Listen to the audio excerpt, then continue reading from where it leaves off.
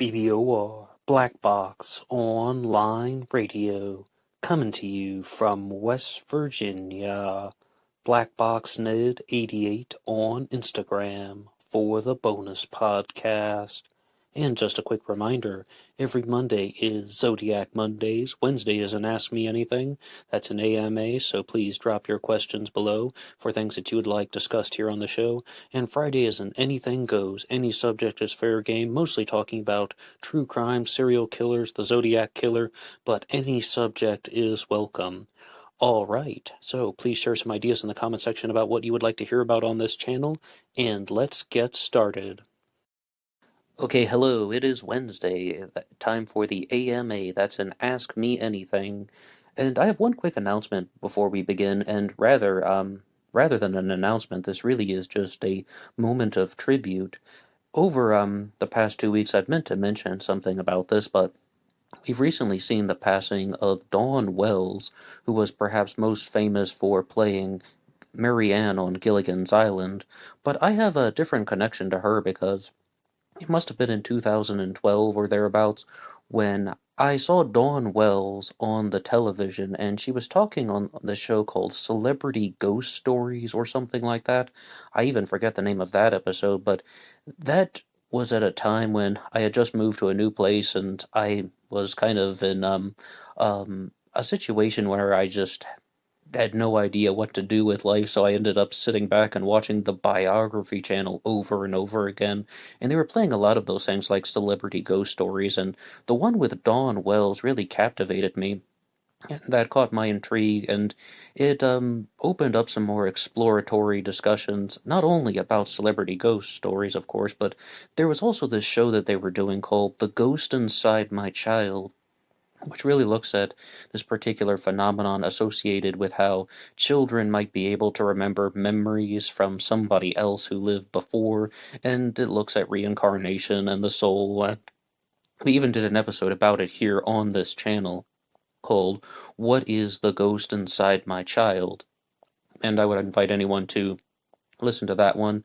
So I just wanted to say something like more like a moment of rest in peace, RIP to Dawn Wells, and she passed away about 2 weeks ago, and I meant to say something in both of the two previous AMAs, but I guess better late than never.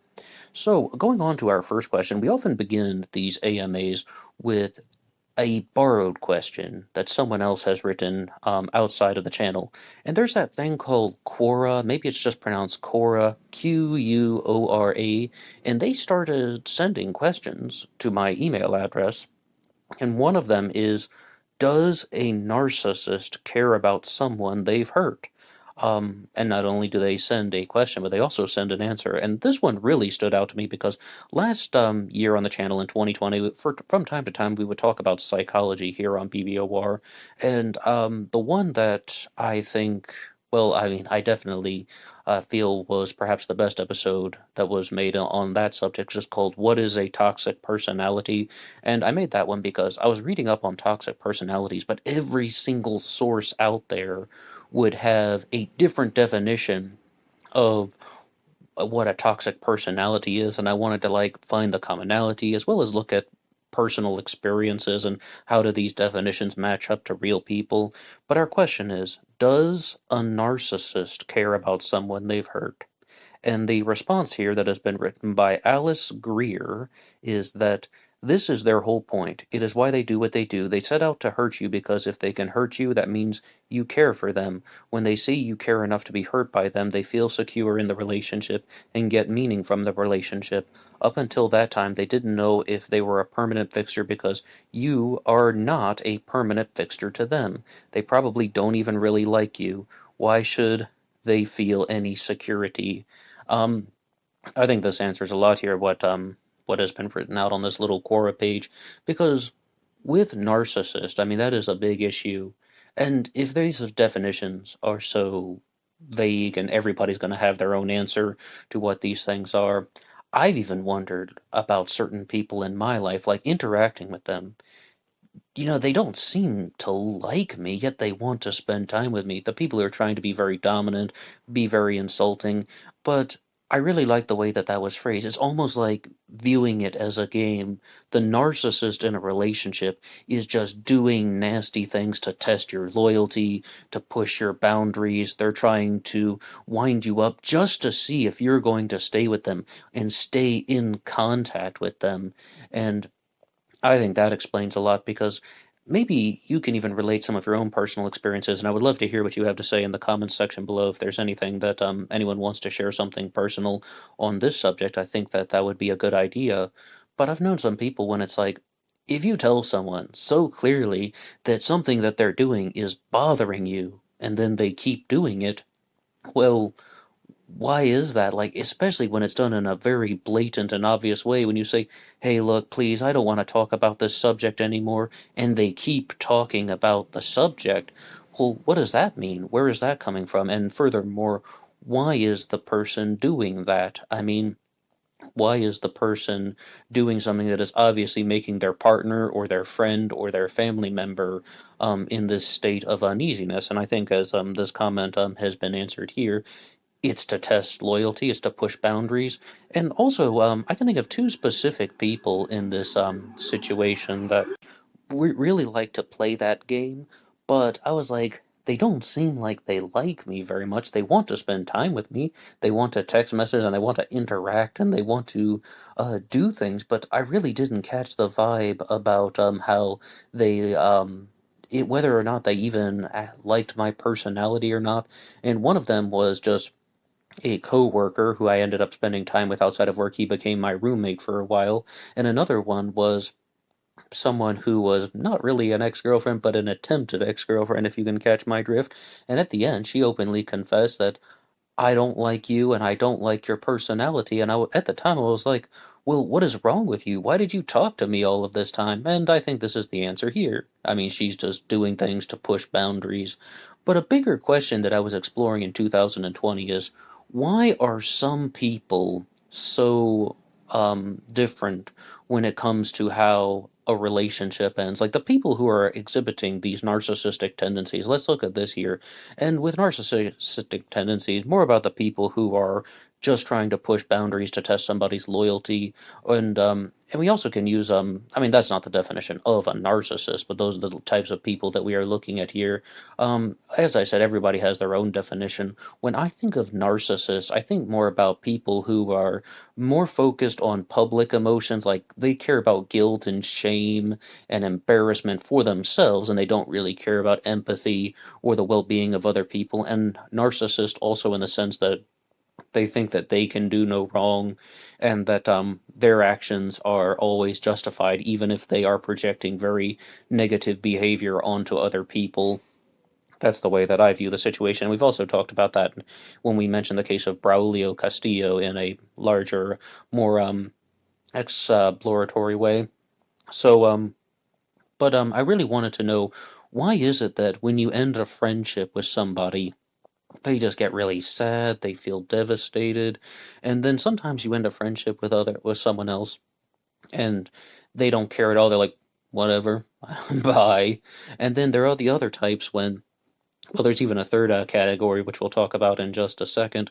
But in regards to this type of behavior here about people who just, they blatantly do things that are pushing boundaries just to see what they can get away with, just to see how much can I control this person. There is one line in this response here that was written by Alice Greer that we haven't talked about yet, and that is the things that they say about they feel secure in the relationship, and that's how they get meaning from it.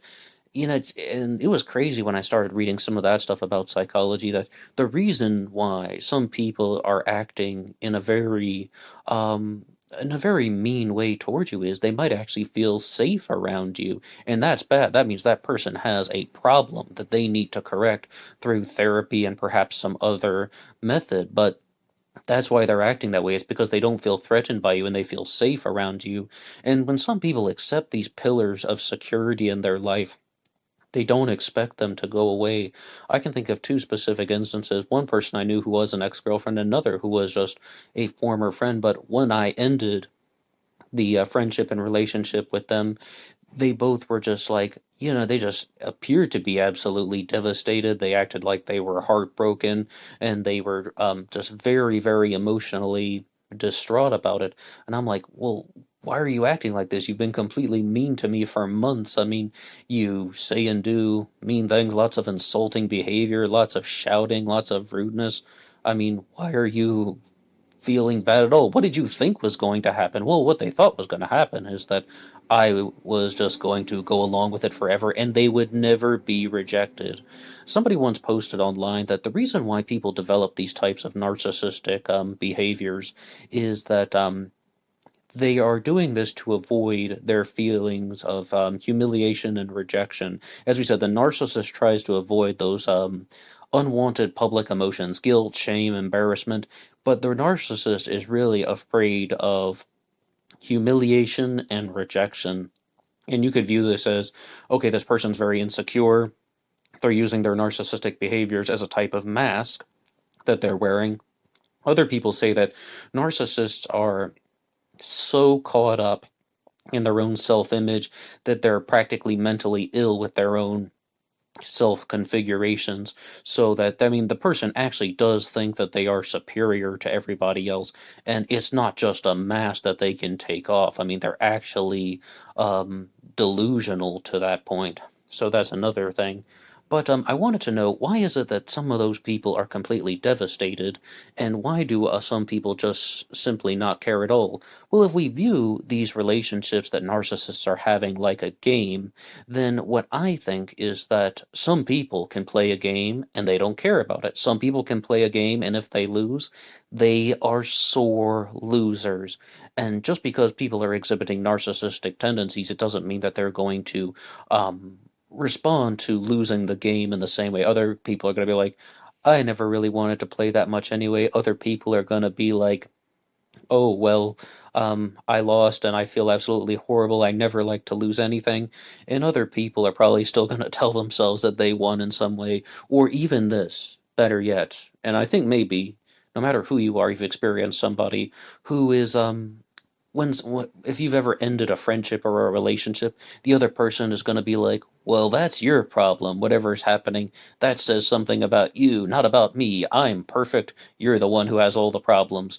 People often tend to think like that, especially the ones who are exhibiting these narcissistic tendencies here. But I did say that there was a third type of response that people could have, and not to get too personal or anything, but the year 2020, last year, was a pretty lousy year all around. But one thing that I had the opportunity to experience a different type of lousiness that I had never dealt with before, and that was in regards to dealing with someone who becomes somewhat of a not exactly a cyber stalker, but a type of harassment, I guess you'd say. And what happened was, okay, I was in a relationship not for very long, and then that ended because of this stuff here that we're just talking about how the person just kept pushing boundaries. That was the example that I was talking about when I say, hey, please, I don't want to talk about that subject anymore, and the person keeps pressing things, or just starting arguments at odd times. And she's also saying very rude comments to because she knows that it's a sore spot for me and that it's going to create this type of reaction, but doing it completely just to push the boundaries, just to test loyalty, and not expecting that I would ever reject her because of that. But what happened is, this was the first time that I actually dealt with a crazy type of ex. The person, like, who just starts messaging relentlessly, and then I blocked her off of all of the social media, all the email accounts, like every sort of connection that we had. I blocked her off of all of those. So what she did was she started making new accounts. I blocked those too, and then I threatened that I would take legal action against her. So she got other people to message me for her, borrowing people's phones, telling her friends to send things to me, and that went on for about 2 or 3 weeks, and then just, eventually it just ended. And I mean, it's very easy to ignore something like that when it's not actually interfering with your personal life. It's just a message comes up, and then you just disregard it. But one time I finally decided to respond, and she's mentioning some things about, please forgive me, whatever I did wrong, please forgive me. And I finally just said, okay, I forgive you. And then she said, That's very good of you. If you ever did that to me, I would not forgive you. And I was like, get out. Because that's the way she's setting it up. Exactly what this thing is talking about here.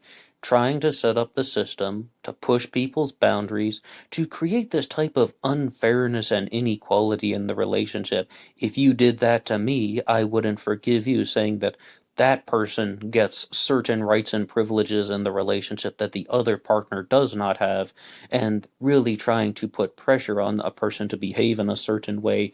And as we said, they might not even like you that much. And then I told her to get out, and she's just like, "So, what kind of TV shows you been watching recently?" Will say anything just to avoid humiliation and rejection. Well, that's my little rant about narcissism, and we will be talking about some things about the Zodiac Killer right after this quick message. Please stay tuned. Bum ba bum bum bum ba bum bum bum ba bum bum bum. At this time, I would like to talk about some of the ways in which you can help Black Box Online Radio. This channel relies on your support, and the best way you can help out is just by listening to some more content. If you like what you hear, you can hit that like button, subscribe, and share with your friends on social media. But I should also say that Black Box Online Radio now has a Teespring page, and there will be some links in the description box. Please feel free to check out some of the merchandise that is available. Almost all sizes and colors are listed. So, you can also help out by going over to the Zodiac Killer channel and watching the documentary series Obsession into Darkness, parts 1, 2, and 3. I was one of the contributors for that, and you can see some other great Zodiac content on the Zodiac Killer channel. And yes, there will be a part 4 of Obsession into Darkness at some point in the future. And for now, let's get back to the show. Okay, hello, welcome back. And we said we were going to do some questions about the Zodiac Killer, so let's look at some questions and comments. And our first one comes to us from Susan Snyder, who has one to say about our episode Zodiac Killer, David Gold Theory. And it simply says, total BS, period. Here's one where I'm not really going to fight you. I'm not going to challenge you. I'm not even going to tell you that you are wrong.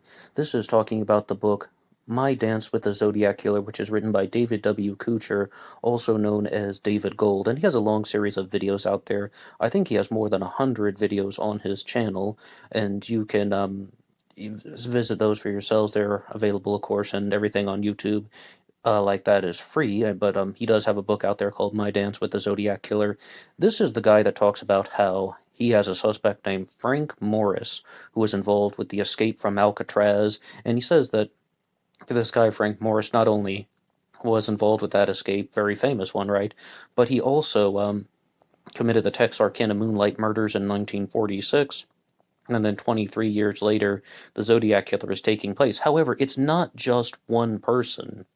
There are two other guys working with him, known as the Anglin brothers, and so it's like a variant of the group murder theory, but also even saying that the guy who escaped Alcatraz, Frank Morris, had anything to do with the Zodiac Killer mystery. Yeah, that's pushing the boundaries to a different level, and also even to say that you have the same perpetrator in the Texarkana Moonlight murders, would 1946 to 1969. 23 years. I mean, it's not inhumanly possible for someone who, say, would have been 22 years old at the time, 23 years later, then they would have been 45 years old. It's not inhumanly possible, but you're going to need a lot more hard evidence to deal with something like that, as opposed to what David Gold has put forward, just saying that I guess you would, if we could just share something from that episode, what David Gold likes to do is he likes to say that he actually has memories of these things that this individual, Frank Morris, told him about. He's like, oh yeah, I just remember, Frank Morris walked me through the entire Zodiac Killer mystery, and this is what I suddenly remember him saying. Now, our next question comes to us from Richard Grinnell, who says that, how about looking into this, Ned, and giving us your conclusions of where you think the Zodiac Killer most likely lived, based on the concept of geographic profiling? In other words, use the killer's mental map against himself. I would love to do this one in an entire episode, because I think this is a very, very big research question. But in regards to where the Zodiac Killer lived, I would definitely lean towards somebody who was perhaps a lifelong Californian or someone who spent the majority of their life in California. It's quite shocking that a lot of suspects are actually New Yorkers who have moved over to California, like Ross Sullivan, Lawrence Kane. That doesn't immediately rule somebody out simply because they were born in another state, but based on the familiarity that somebody would have had with back roads, that somebody would have had even with the places like Mount Diablo and the connections to well, even if Gareth Penn's radiant theory is somewhat correct, or that well, just that this was all designed to match up to places in the Bay Area using a variety of mathematical techniques. It's possible that someone did that without being a lifelong Californian, but based on the familiarity with the terrain, I tend to lean that way. One point, though, that I do not really accept is that after the Paul Stein murder in Presidio Heights on October 11th of 1969, a lot of people think that the perpetrator would have walked to his home. Those are the people who go down the pathways of Xenophon Anthony, Shel Cavalli, Earl Van Best. I mean, first, with Earl Van Best, he didn't live there in 1969. I think that has been established. He lived there in 1967, and if anything, that Hulu FX documentary, I mean, was originally on FX, now on Hulu when they did the documentary episodes for The Most Dangerous Animal of All, talking about Gary Stewart's book, is that Earl Van Best was most likely in Austria in 1969. His third wife was Edith Coast. She was an Austrian citizen. Earl Van Best actually grew up trilingual in English, German, and Japanese. That's one of the ways that Edith and Earl bonded, because they shared a similar language. So Earl Van Best it makes sense that he would have gone to Austria with her, and they had multiple children at the time. Yeah, he was a criminal. Yes, he was a scumbag. And if you go to our multi-part book discussion on The Most Dangerous Animal of All by Gary Stewart, you can hear all about that. Earl Van Best was indeed involved with a nationwide scandal known as the Sunday Bride or the Ice Cream Romance, which was fostered by who? Paul Avery, of all people. He was messing around with that one as well. Paul Avery is definitely causing a lot of trouble in the 1960s. However, does that mean that Earl Van Best was the Zodiac killer? No. As we said, I mean, he wasn't living at that address that they talk about in 1969, to the best of my knowledge. If I'm wrong, I'll gladly admit it. I'm always open to correction, but it's a larger concept that applies to a variety of other suspects, like, as we said, Cavalli, Anthony, where someone would have committed the murder of Paul Stein and then maybe taken a 10-15 minute walk and ended up in their home, and that's why everybody lost sight of them, lost track of them. Robert Graysmith, of all people, shared a different possibility, that he believed the Paul Stein murder was committed in that particular way because, yes, it was calculated. Somebody could have fired a gunshot and murdered Paul Stein and then exited the taxi cab. And the reason why they're just so calmly walking away from the scene is because they have a car that has been stashed somewhere. Like, just you walk down an alley and then you can enter into a vehicle and drive away. And then even search dogs can't get you if you're going to be driving away. But also, I still have to lean toward the Zodiac killer, or the person who would have designed all of this, being a mostly lifelong Californian. It doesn't mean that I'm 100% right about that, and I would definitely want to use this as a bigger research question, like that we could answer in an entire episode on Zodiac Mondays in the near future. But I think that is a really good way of going about it. And yes, we have been talking about some suspects that are all across the map, for example. I mean, we did one on the Unabomber and the Zodiac, talking about the Douglas Oswald theory. Recently, we talked about Michael O'Hare and the murder of Joan Webster, and then even Donald Lee Booyock and the murder of Otto Fossen. Donald Lee Booyock, of course, was from Roundup, Montana. Ted Kaczynski was, of course, from Illinois. So these guys would not be native or lifelong Californians. I have to be very honest with you. If we're going to talk about the Montana connection and Donald Lee Booyock, I do not think I don't think he's a very likely suspect at all, to be honest. And somebody wants to share that as well, that says, I'm a Chowderhead. That's his YouTube username. So the Deer Lodge, Montana connection is a little sketchy. I read some reports on Hartnell after the attack, and he said when he was interviewed by Ranger White directly after the attack, he stated that the suspect was from Colorado, not Montana. So it's hard to know the legitimacy of the Deer Lodge connection. Hartnell pre-surgery said Colorado and post-surgery said Montana, plus Booyok had a size 9 shoe and had blonde hair according to his mugshot. As far as the blonde hair, Kevin Robert Brooks, who promotes the Donald Lee Booyok theory, says very clearly that he believes that his suspect was wearing wigs when he was doing the crimes, and he has some explanations for that. I invite you to check out Kevin Robert Brooks's channel. In regards to the Colorado connection, it definitely comes up. Like, we did the Lake Berryessa transcript reading once. It was for the 50th anniversary in 2019, and somebody just wrote in a question, and they said, where does the Colorado connection fit in? Like, or something to that effect. I'm paraphrasing, don't have that exact one in front of me now. And I was like, Colorado? Did I say that? I thought I said Montana in the transcript. They're like, yeah, you did. But some people say that they insist that the guy said Colorado at Lake Berryessa, not Montana. Well, this is what they're talking about. And I heard on an episode of the Zodcast hosted by Drew Beeson that Brian Hartnell did not necessarily say that the guy was from Deer Lodge Prison in Montana. He said something that he wasn't completely sure, and then someone, or one of the Rangers, corrected him by saying, was it Deer Lodge? And he says, yeah, I think that sounds right. Something to that effect. But you can go back and listen to Drew Beeson's channel. He has some good stuff on the Lake Berryessa stabbing there. And if there is not a solid Montana link, I think that would almost instantly rule out Donald Lee Booyok. And I have to be very, very blunt with you. I don't believe that Donald Lee Booyok was the Zodiac killer. Instead, I think that he was someone who had a large criminal history. And someone also did leave they did leave an interesting comment about him, and it seems that I've just misplaced that one, but to recap it, they were saying, do you believe that Donald Lee Booyok was someone who was actually talking about the stuff in the Zodiac killer mystery, like the slaves in paradise? Do you think that he actually had inside knowledge about the Zodiac killer mystery, or was he just caught up in the contemporary ideas of the time? And I think that somebody like Donald Lee Booyok could be such a good window into that, to show that this whole thing about slaves in paradise could have been some type of underground thought process that people are doing, because we have things like the Church of Satan going on, and this is just a belief system that is used by a more esoteric counterculture to the counterculture, like a contrarian to the hippies, more or less, because that's what the Church of Satan is. They're contrarians to the hippies. And then you also have the slippies, and then maybe there's something else going on that's a little bit smaller, that's talking about slaves in paradise.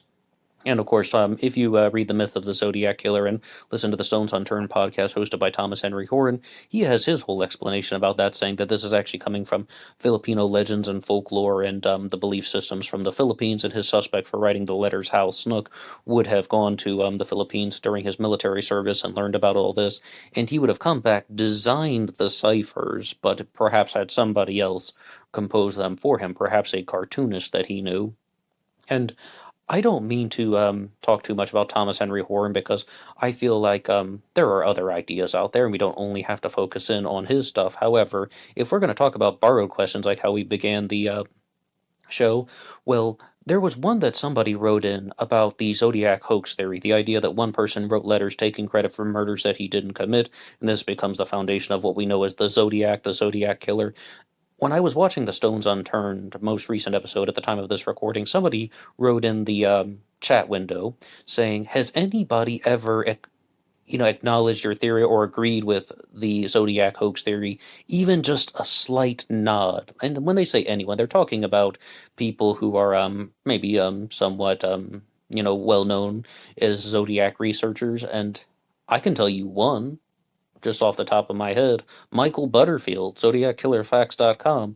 And I don't think Michael Butterfield would ever admit to that if you asked him about it, but yes, Michael Butterfield has given a slight nod to the Zodiac Killer theory, Zodiac Killer hoax theory, excuse me, because when we did our Zodiac Killer hoax theory open discussion, once again saying that this guy, Hal Snook, wrote letters taking credit for murders that he didn't commit, what Michael Butterfield said in his 8-part article series is, okay, if Hal Snook did all this, then he is still the Zodiac. He's just the Zodiac co-conspirator. He's not part of the Zodiac hoax theory. There is no hoax theory. There's a co-conspirator theory. And I'm like, well, that's the most insulting yet the most complimentary thing at the same time. You're saying it's kind of like acknowledging the possibility But if you want to hear more about that, you can go to our series Zodiac Killer Hoax Theory Open Discussion here on this channel. There's a multi-part playlist, and that playlist includes the book discussion that we did on the myth of the Zodiac Killer. Now, our next comment comes to us from MP, who says, when the taxi driver Paul Stein is murdered, two motorcycle policemen saw a white man who comes walking along the road. The police are then involved and form a picture of the man who was probably the Zodiac killer. My question is, why is there no information on these police officers? And were they allowed to look at photographs of suspects, or to show photographs to suspects like Mike Mageau, and like they did many years later? I wonder if these policemen are still alive today, and in that case, if it is documented, are they allowed to look at pictures of the suspects in the investigations? Apart from Mike Mageau, these policemen are the only ones to have seen the Zodiac. They should be able to point out the perpetrator. Will, if you're going to look at the overall heart and soul of that question, the officers that saw the person walking away from the taxi cab, I mean, they might have a good chance at identifying someone whom they saw. With Mike Mageau, he looked at the photo lineup, right? And if I recall, he pointed out Arthur Lee Allen, but there may be some things about that he was encouraged to, like, there was something that was tampering with the investigation, and it's possible that Mike Mageau, although he was a survivor who dealt with some very serious injuries, a bullet went through his tongue and jaw, it sounds horribly painful, it's also possible that he was not a reliable witness, and that he was lying to cover up his own criminal activities, because he didn't want people to know that he was a burglar, or also that the person who shot him was still out there, and that the person who shot him would come back for him. And I mean, you would think 50 years later, then you would think he would just come forward, but I do not really trust his credibility. Our next comment comes to us from Restless Dreams, who says, have you ever contacted the guy that owns the Zodiac Killer Insights series YouTube channel for an interview? He believes Gareth Penn is the Zodiac, and he actually has some good points. Yes, I have contacted him. His name is Joe. He wrote the substance material for our most recent episode on Gareth Penn and Michael O'Hare. It's called Michael O'Hare and the Murder of Joan Webster, and we will be talking to Joe in the future. Hopefully we can set up some type of interview. But in regards to Gareth Penn as a Zodiac killer suspect, somebody wrote this in, like, the comment section of some blog. What happened was, if you listen to our episode, Michael O'Hare and the Murder of Joan Webster, some guy is giving his reasons about why he doesn't believe Gareth Penn's theory, and he doesn't believe that Michael O'Hare had anything to do with the Zodiac killer. Gareth Penn actually responded to him and used some very foul language, but then somebody writes into the comments section saying, it's so much easier to build a psychological profile around Gareth Penn as a Zodiac killer suspect rather than Michael O'Hare. Gareth Penn is, of course, a researcher who went on to become a suspect himself. Gareth Penn's suspect was the professor. I believe his PhD is in architecture, but he has been a public policy professor for many years named Michael O'Hare, and then Gareth Penn came forward with that, and since the 1980s, Gareth Penn has been a suspect in the Zodiac Killer mystery, and that's what Joe talks about, but I have to agree 100%. Gareth Penn has a better psychological profile than Michael O'Hare, and this is some tricky stuff for me because I'm not a mathematician, I'm not an architect, and I'm not someone who has a very high understanding of this. So when it comes to looking at a lot of the mathematical signatures in the Zodiac Killer mystery, I often end up taking their word for it. But okay, thank you to everyone who has listened to this segment here on the Zodiac Killer, and we'll be right back after some quick announcements. Bum ba bum bum bum ba bum bum bum ba bum bum bum. At this time, I would like to remind everybody about YouTube Premium. If you use the YouTube Premium features, you can download Black Box Online Radio, take it on the go, out walking, in the car, anywhere and anyhow. YouTube Premium also gives you access to special YouTube original shows and YouTube music. And now, let's get back to the episode. Okay, hello, and we are moving onward. Now, one thing that I just wanted to share was, We'd had a question that was used as an icebreaker in one of the episodes, like we were talking about the early life of Charles Manson last year on this channel, and it was a direct response to Stephanie Harlow's six-part series on Charles Manson. Stephanie Harlow actually wrote into the channel to give some words of encouragement, and I'm always grateful for that. But it was from an episode of Crime After Crime, because that got pulled us in, because the icebreaker challenge question was, what is one thing that you are proud of that nobody else would care about? And my response was, I have seen every episode of the show Crime After Crime, and I've also voted in all their polls. Crime After Crime is a monthly true crime podcast show that is hosted by Daniel Hallen and John Lorden. And because it's monthly, I love following along with it, but I've often found because there's so much time in between each episode that I can't always remember all the details that they've said from the previous episodes. So here in 2021, something that I've started in a totally unnecessary way is to go back and watch all of them from start to finish.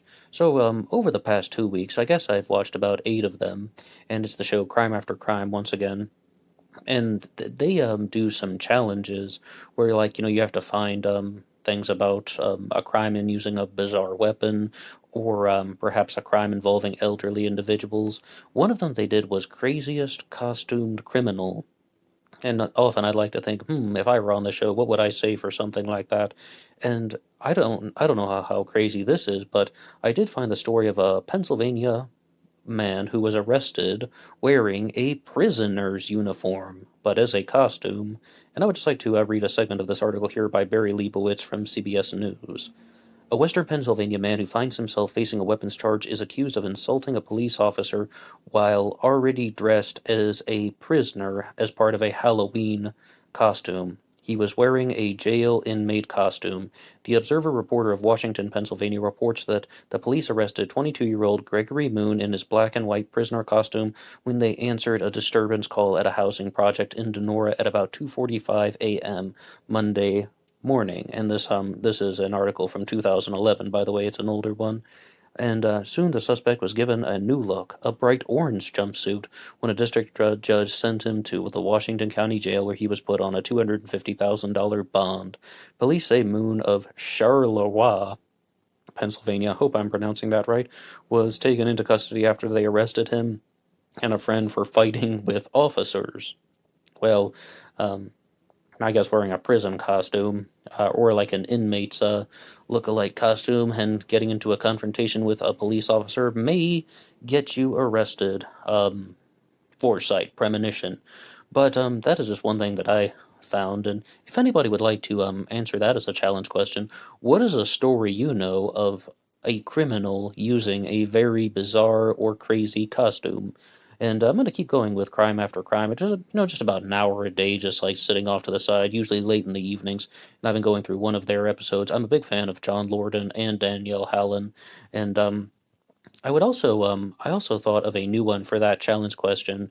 What is one thing that you have done that is, what is one thing that you're proud of that no one else would care about? And my answer is I watched The Mechanism on Netflix. It's like this 8-part Brazilian show. Of course, I watched it, with the overdubbing and the subtitles, mind you, both of those things. But the reason why I'm proud of that is it is dense. It's a really good story. Maybe it's still up there now. As I said, The Mechanism on Netflix from Brazil. But it's so dense and time consuming, and you're just like, after an end of an episode, you're just like, oh my gosh, it's just slow moving, but still really good. I'm proud of that one. I was even thinking about just putting that on my resume, just sliding in one line. Oh yeah, by the way, Ned also watched The Mechanism on Netflix. But going over to some comments that have come in about some other material, we have one from Smile Morphany, who says, Nazi scientists sure do play a major role in where our country is today. Who do you think created psychiatry? This was posted on an episode that we did called Queen of Conspiracy, The Life and Times of Mae Russell, Part 1. We did 3 episodes about Mae Russell recently on the channel, a couple months ago, actually. And Mae Russell was someone who really wanted to emphasize the role of Nazis in the elite circles. I mean, people will often talk about the CIA, people will often talk about the mafia, but the role of Nazis. And one point that she examined that I've never really heard from anybody else is Henry Kissinger would have actually had connections to this because Henry Kissinger's mentor was an individual named Kramer, Fritz Kramer, wasn't it? And saying that he was someone who was much more sympathetic to the Nazis than actually led on. And Henry Kissinger is somebody who really would put on a show for the cameras when he's being interviewed, and he was actually a politician and political figure, diplomat, whatever you'd like to call him, who enjoyed that stuff. Other individuals like James Mattis absolutely did not, and Sean Spicer once tried to get James Mattis to go on a late night talk show, and he said, "I kill people for a living. If you do that again, I'll send you to Afghanistan," in short, threatening his life. But Kissinger was somebody who really didn't mind that, and I saw an interview with Kissinger on the German TV once, and he's like, "Oh, I can't do it in German. I have a 15-year-old's German." And Kissinger does the old Frankish accent in the German language, which I've learned from people in the comments section. I didn't recognize it. But I definitely did notice that he talked in German in a very different way, so it's a little bit hard to replicate his voice. But no, he doesn't have a 15-year-old level of German. That's just Henry Kissinger telling another lie. Because when Henry Kissinger was in World War II, because of his native fluency in the German language, he worked in German intelligence, and he was picked up by this guy Kramer. And what Mae Russell says is Kramer and Kissinger were all just part of rigging the system for the global elites, and that includes the Nazis, and then they were brought over to the United States in Operation Paperclip. As far as who do you think created psychiatry, I don't want to dodge the question, but instead I would rather like to talk about something in somewhat of a closely related but not exactly the same thing answer. Psychiatry. Oh, okay. Maybe I will give a direct answer because I don't like to give indirect and answers that aren't very straight. Who created psychiatry? People who want human control. Absolutely.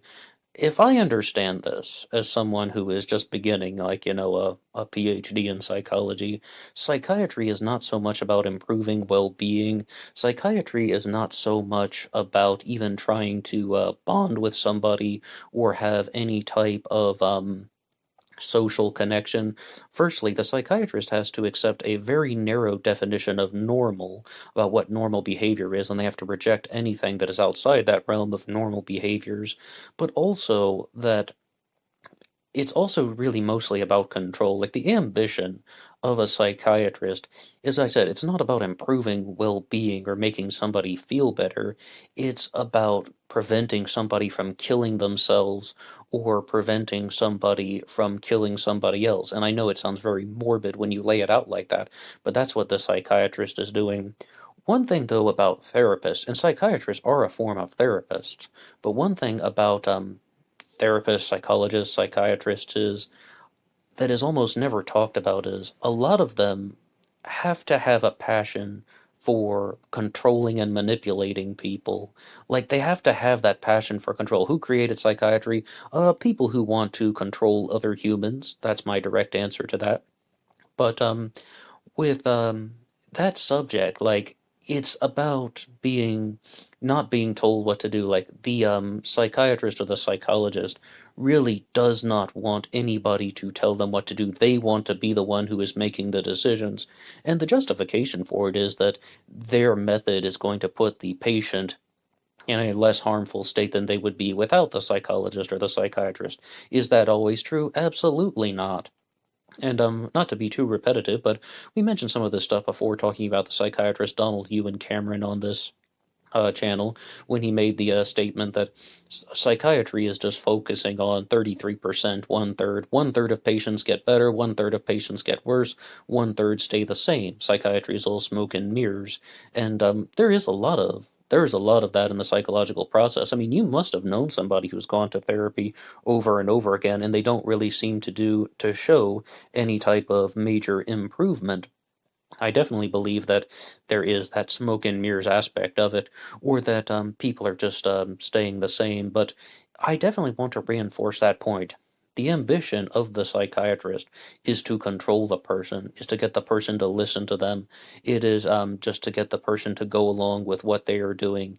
And it's even if it actually makes the person worse, it's like they need to listen to the psychiatrist and they need to submit before this individual. It's a dominance and submission relationship, not an improvement and well-being relationship. I mean, as I said, though, the justification is that, well, I mean, if we don't do this, then this person is most likely going to kill themselves or kill somebody else, or in lighter terms, they're going to cause harm in some way. But at the same time, that is not an acceptable definition, nor is that an acceptable way to practice any type of medical science because it's all unnecessary. There's so many other ways that can be that where you can achieve that same outcome without this type of dominance and submission relationship where you have to submit before me and no matter what I do, even if it's traumatic or even if it's debilitating, like the stuff that Donald Ewan Cameron would do, like about bizarre experiments on his patients. I mean, he is causing harm to the patients because he wants to have some change, or he wanted to break out of the mold of traditional psychiatric thought. So, but I do have to just say that again, that is unnecessary because it's really just somebody lusting after their own desire for power and desire for controlling other people. And I don't think I've ever read that in a single textbook that psychologists and psychiatrists really have to like controlling people. They really have to like manipulation, otherwise they would not be able to do their jobs. But I do think that it's something that needs to be talked about. And Spilomorphiny has left another comment on our episode, Alex Jones' Shadow of a Lie, talking about, well, let's just read it off here. Alex Jones knew he was a fraud from the beginning. He got everyone hooked at the beginning, slowly injecting his propaganda like the PSYOP cue. Uneducated, feeble minds will fall for anything. Just look at the masses wearing masks. Almost everything you see on the TV or in media is either propaganda, a false flag, where people may or may not die, or completely staged. I just came across the ex-CIA John Stockwell last week, and I am binge watching every available video that he has before Google takes them down. John Stockwell is the most amazing man I've ever seen, right along with Michael Parenti. Thank you for your great video. Once again, that was called Alex Jones' Shadow of a Lie. Now, Michael Parenti, I don't even know if I'm pronouncing his name correctly. I know very little about him. All I knew is that he was the guy that thought that Zachary Taylor was assassinated, I guess you'd say by elite circles. Zachary Taylor, the president from the 1800s, that is. And what was what was Zachary Taylor's nickname? It is just slipped my mind. Anyway, like, he's the guy, the hero of the Mexican American War, and they thought that he was going to be very pro-slavery, or that he was just going to be a puppet that was going to go along with the elite agenda. And he didn't go along with the elite agenda, so then he may have been assassinated through arsenic poisoning. So said this guy, Michael Parenti. That was when I first learned about him. And the only other thing that I know about this guy is that he once debated Christopher Hitchens in regards to the Iraq War. I would love to see that if I can dig that up at some point.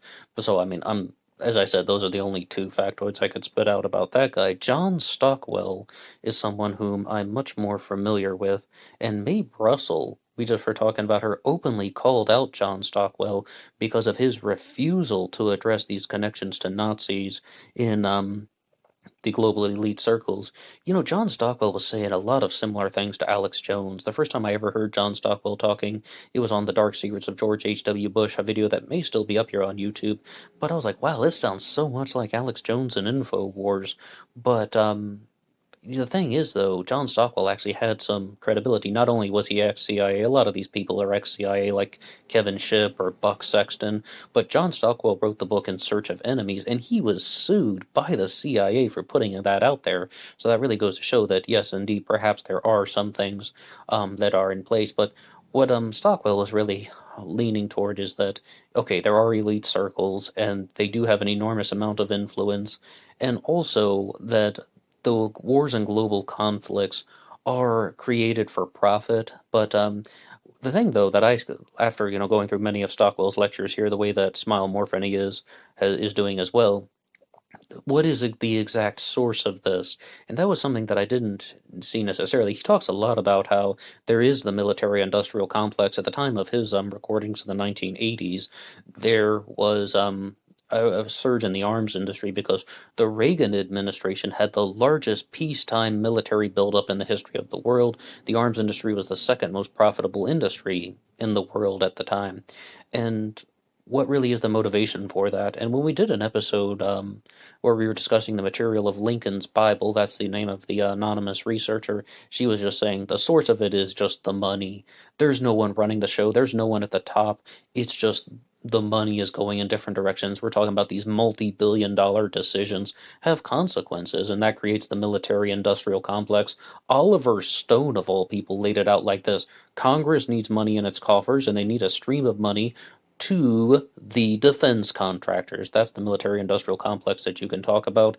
And somebody who was ex-military once was talking about this with me on a forum, saying the things that we should never forget is that cultural elements definitely do exist outside of this military-industrial complex. I'm paraphrasing his stuff. He was much more crude in a vocal fashion, I guess you'd say, toward me about that. But he's saying that we should also forget that not every single instance of military conflict that happens is because of the military-industrial complex.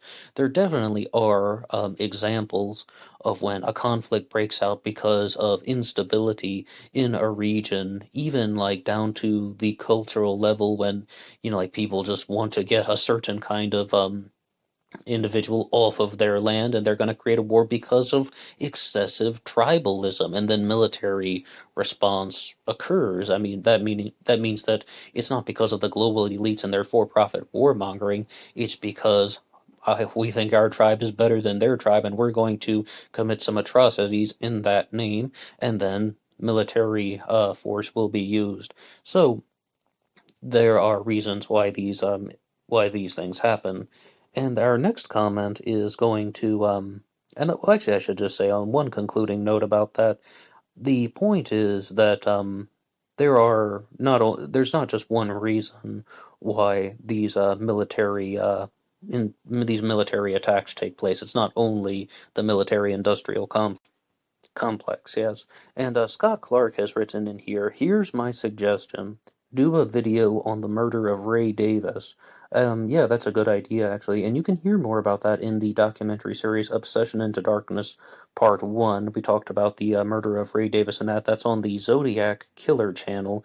But Ray Davis was the taxi driver that was murdered in Oceanside, California. And there are some similarities between Ray Davis and the murder of Paul Stein. But when we talk to Joe, hopefully in the future when we can bring Joe on the channel, you'll see that Joe is not a believer that Ray Davis was a genuine Zodiac killer victim.